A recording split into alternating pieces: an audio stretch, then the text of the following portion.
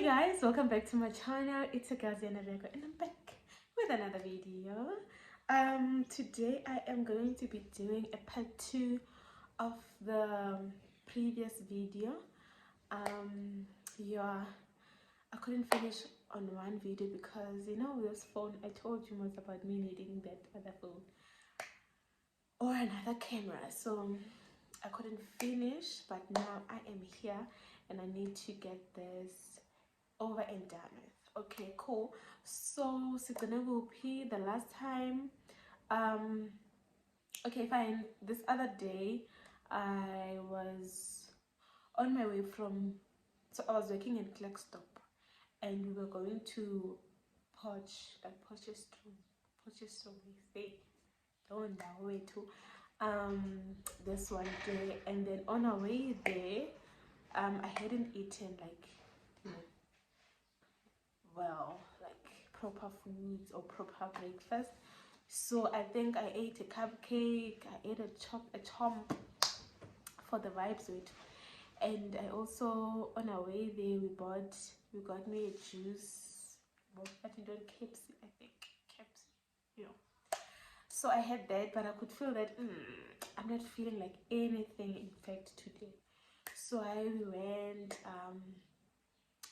so as we were driving, just in between Potchefstroom and Klerksdorp, I started feeling hot. I opened the windows. It's fine. Like I'm still feeling hot.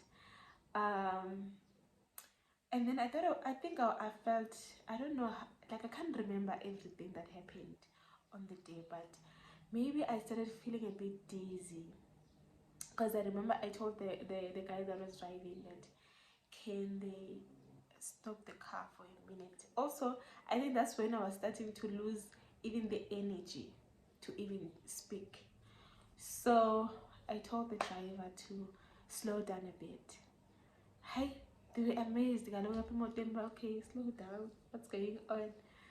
And then the last thing I remember about just before it happened, I remember my eyes became a bit blurry. Like I could see like something. I could, like, when you do like this. I think this is what I like.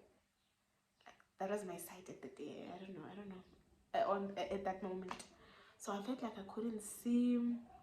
I was only seeing the upper part, but also I was losing it. And then I remember,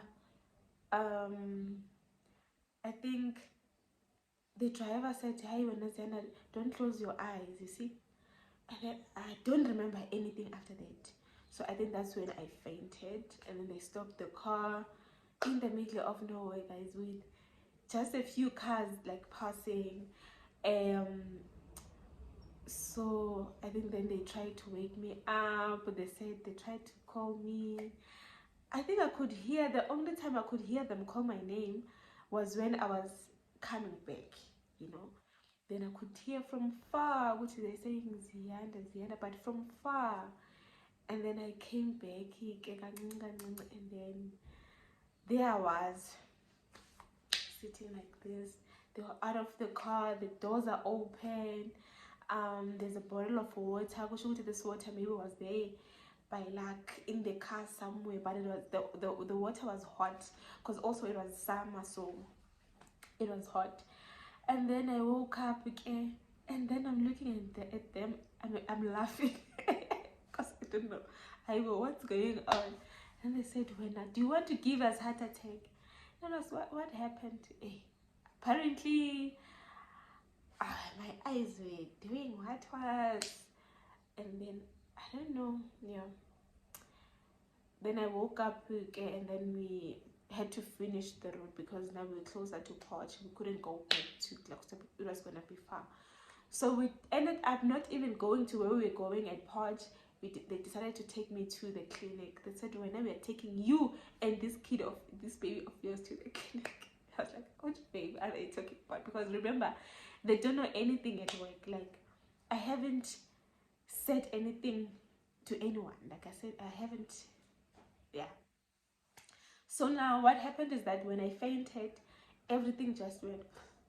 the stomach was out, and like it was telling a story. And obviously, because now how do you just faint? So now they're adding one and one, and I'm sure the guy that was driving also like has a child, so they probably have a bit of experience with these things. So we went to the clinic. When we got there, I don't know what to say, but I was still like a bit, I don't know how my body was feeling, but it wasn't feeling okay. I needed more cold water, because even this one I kept like putting this one on my face just to feel some air, because the air that is coming in is not as cold. I want cold air.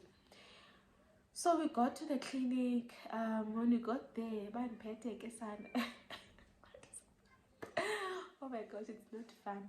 So we got there, the lady asked a few questions and also asked if I was pregnant, because they explained to her Uguti, I fainted on our way there, so they need like, can they at least check what's going on. The lady asked me, am I pregnant? I think I didn't answer that, or did I say I don't know? And then I don't know if they asked some questions. I can't remember everything from that day, but I went in and then we took the test. They took a test. I think we took the HIV test and the pregnancy test. So they did their ticket, and then I think they also checked the urine to check if I'm fine, I think. So they did all that. Don't do that. Fine, they checked all that, and then obviously it came out positive, and obviously the other tests were like negative. They were fine.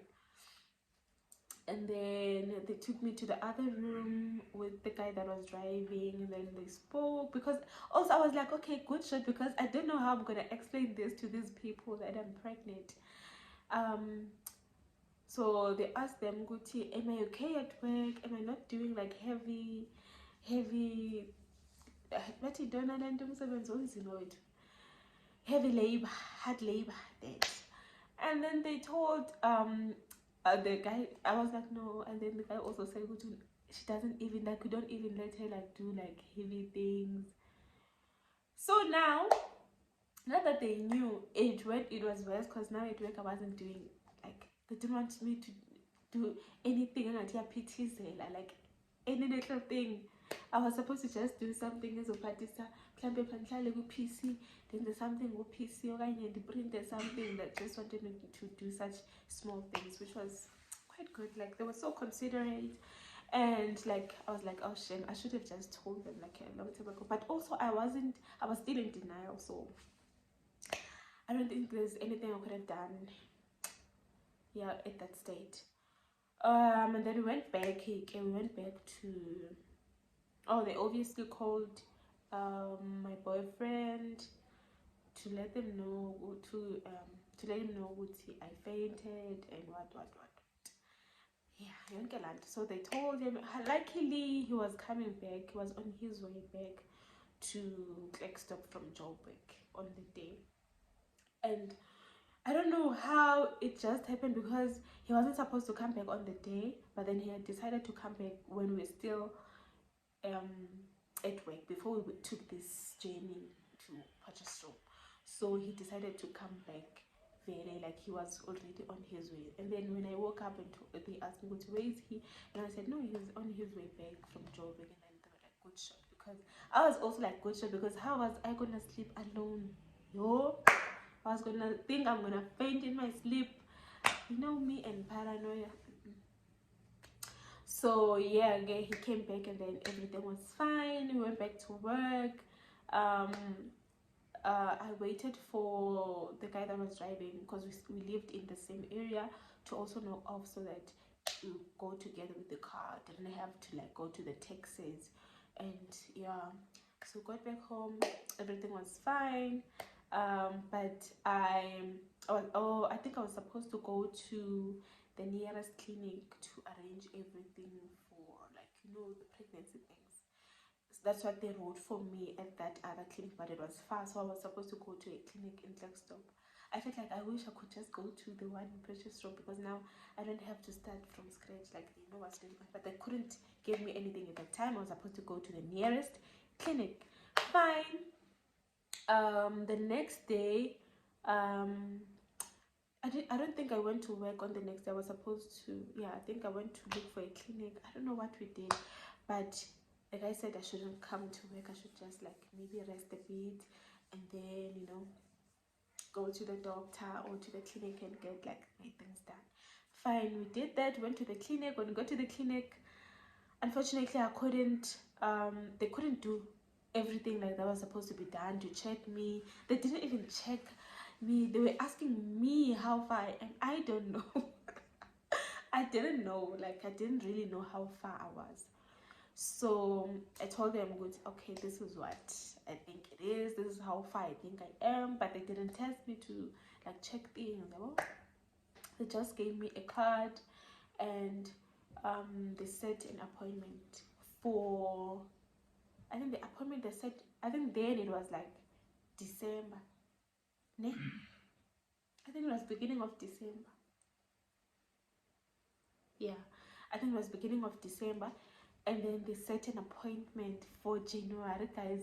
End of January, something like 20 something of January. I was like, this clinic, are they serious? I told them I'm from another clinic because I fainted. I'm pregnant.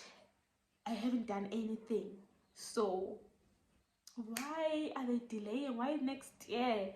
Like, why the end of even? So I was like, okay, these people, I don't understand. We like cool, we took that appointment, and then we're like, we can't just go, like we need to do something, like we need to start on something. Now I'm starting to think, okay, when so we went to the doctor, and then that doctor is, I think they took a scan, and then I didn't understand a thing. But yeah, now we actually told the baby is fine, the heart is what, you know. Like, oh, okay, sharp, I'm pregnant. Fine, and then after a few days, I went back to work. Okay. Now I think this one day, after those days, because I think we came to Gauteng to visit for New Year. Yeah, I think New Year or Christmas. Yeah, New Year. I said New Year, wait. And then yes, because New Year's Eve we were at Flagstop, and then on the first we were in Joburg. I went home. He went to his home. Fine, and then we came back from. I was fine here. Luckily, I had told I can't remember. When did we tell our parents?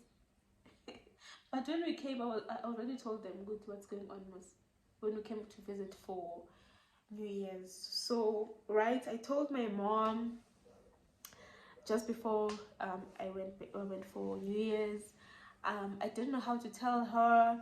I also told her also after he had told his parents, because I don't want to be busy up and down, and then now my parents, my mother starts being serious, and then now they have to introduce a new thing. My mother has to tell them something completely new to them, or like a surprise. So he was supposed to do his things first and sort his life, so that I can also just tell my mom, because also I wasn't really scared that my mom would be mad or at it or anything. I don't know, like I wasn't really stressed about telling my mom. I wasn't really stressed about people around me. Like the pregnancy didn't stress me in effect. I can't tell people I'm scared.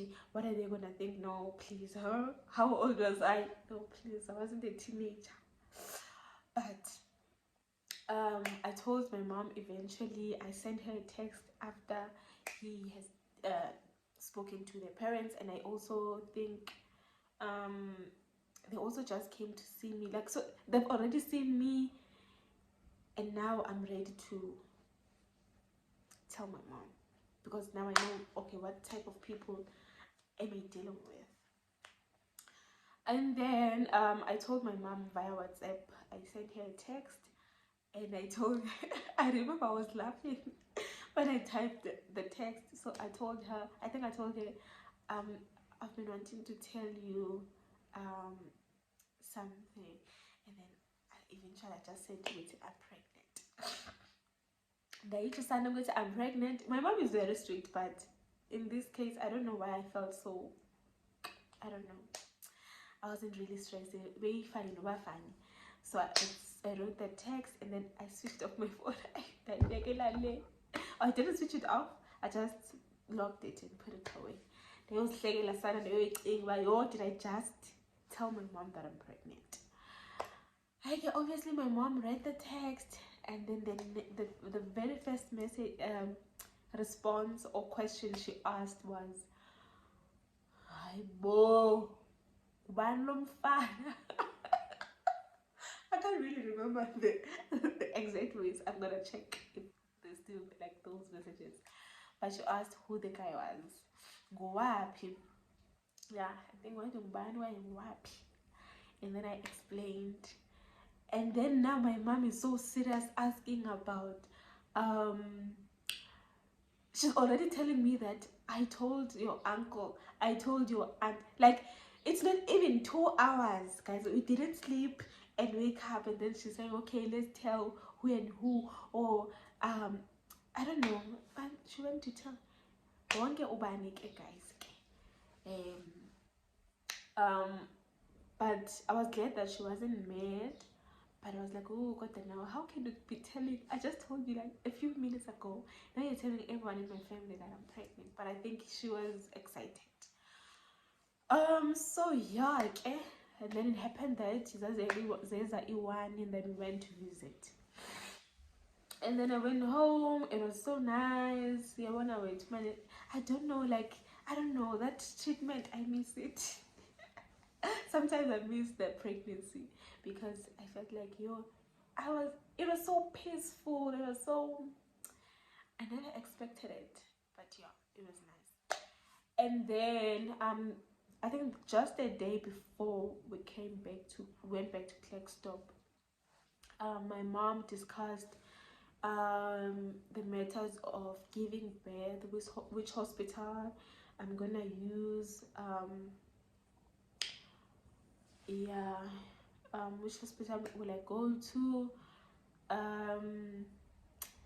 and we had to check whether the medical aid is gonna be okay, it's gonna cover that, because I was already over age for her medical aid and all those things. And then she sorted everything, and then instead she immediately made a call to the medical aid. Like I was like, I'm so grateful for that moment, you know, because if only we knew what was coming after that.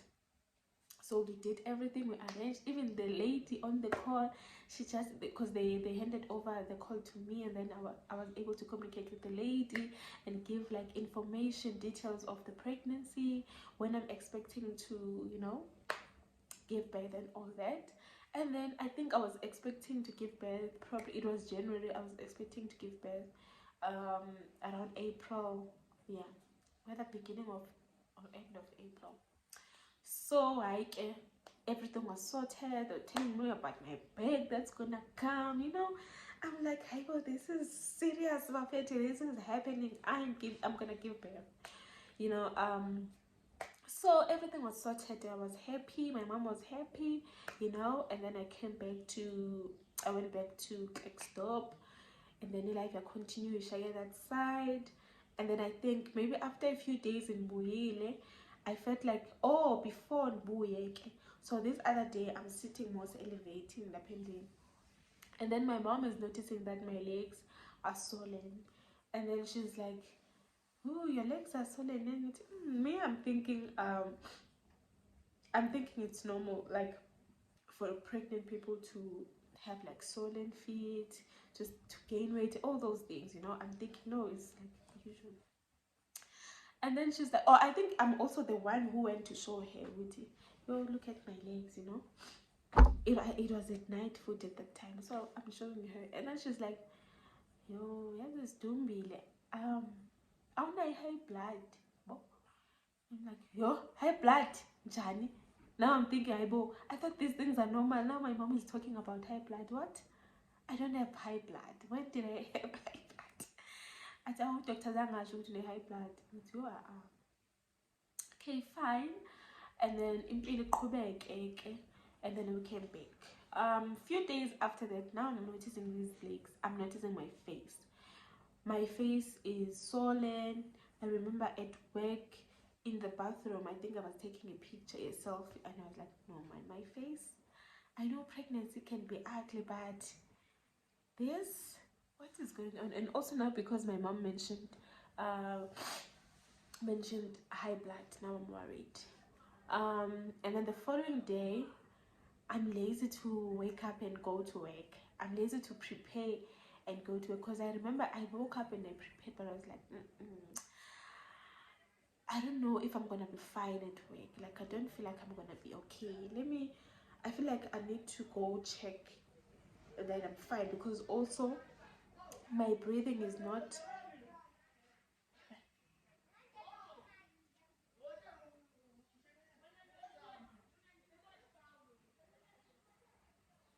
So like the breathing was not fine. Like I felt like whenever I'm on the other side, I can't breathe properly. And then when I sit like this, I'm not supposed to sleep like this. And then Google also, because I could Google what's okay. Good, we're not supposed to sleep on the other side. We're supposed to sleep on the other side. Not supposed to sleep in umqolo yonke laa nto. But now the side that I'm supposed to sleep on is painful on my heart, on my chest.